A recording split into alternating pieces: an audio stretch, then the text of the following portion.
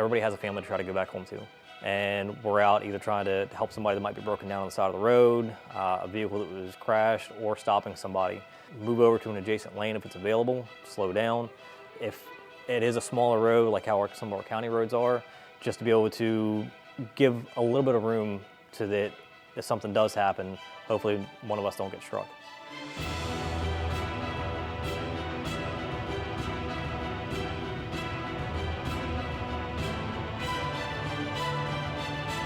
The Maryland Move Over Law went into effect in 2010.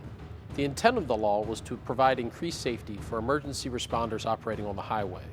Initially, the law applied to fire rescue vehicles, ambulances, law enforcement officers, and tow truck operators that are operating on the highway. And what it essentially states is that when motorists are approaching a stopped, standing, or parked vehicle on the side of the highway with red, yellow, or amber lights flashing, that motorist is to get out of the adjacent lane or move over.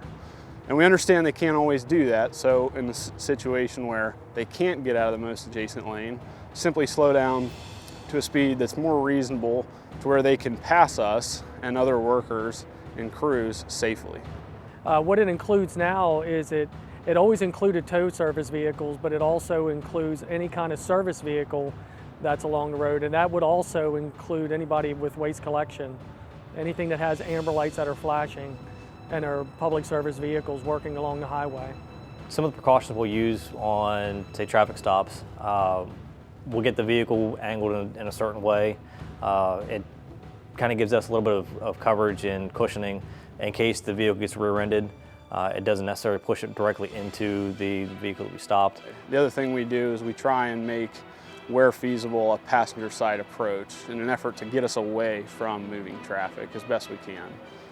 Yeah, unfortunately, we've responded several times to highway workers, to tow truck operators, and several other public servants who have been operating alongside of the road that have been critically injured by vehicles on the highway.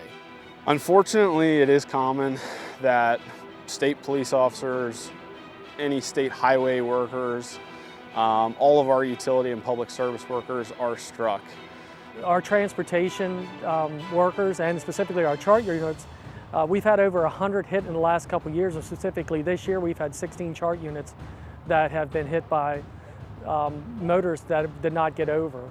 So on behalf of all the responders that operate on the highway, we request that you slow down and move over and pay attention as you approach emergency scenes on the highway.